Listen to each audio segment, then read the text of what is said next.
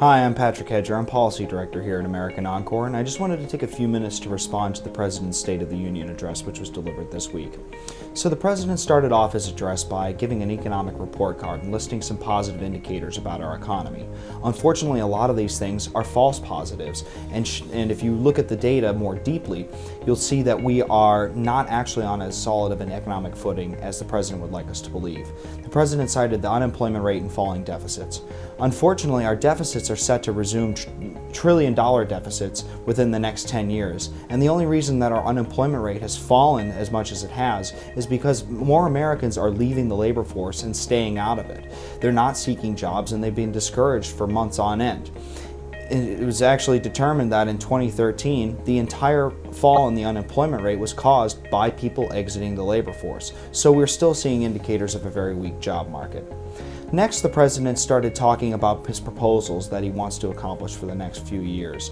And in doing so, he listed several economic fallacies, such as the minimum wage, raising the minimum wage, and addressing the gender pay gap. What we've seen is that raising the minimum wage actually only serves to eliminate job opportunities from the people it's set to help, and it also kicks off price inflation in our economy.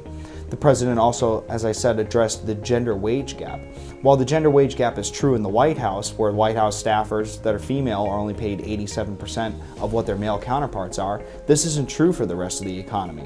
What we're seeing in the average difference between the pay in men and women is actually the result of benign factors in the economy. Women, on average, tend to leave the workforce a lot earlier and have different career preferences than men, and this is what leads to the observed gender pay gap, not broad discrimination. Next, the President started talking about investing in infrastructure. While investing in infrastructure is a good idea, conservatives are right to be skeptical about government spending on infrastructure. That's because government tends to be very wasteful in when it spends on infrastructure.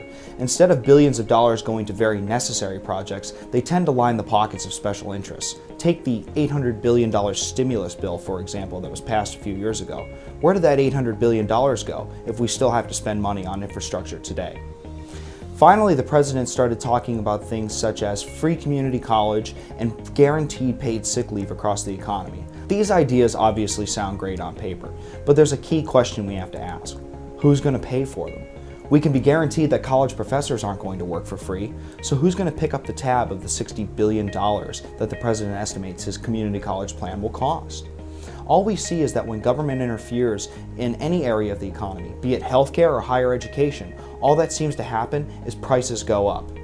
Next, the President talked about guaranteeing sick leave across the economy. While, again, this is something that sounds great, we have to ask, who's going to pay for the lack of productivity?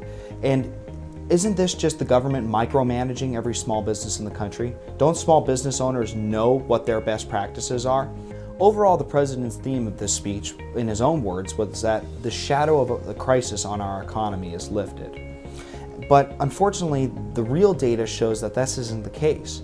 And so that doesn't give the President an excuse to start spending billions of dollars we don't have on lofty and unfulfillable promises to the American people.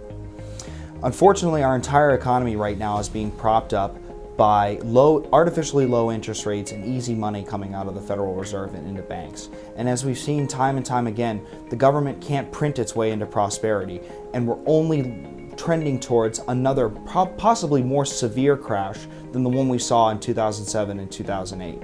If you want to learn more about what we can do to actually put our economy on a solid foundation to build for a better future, I encourage you to visit www.americanencore.org. Thank you.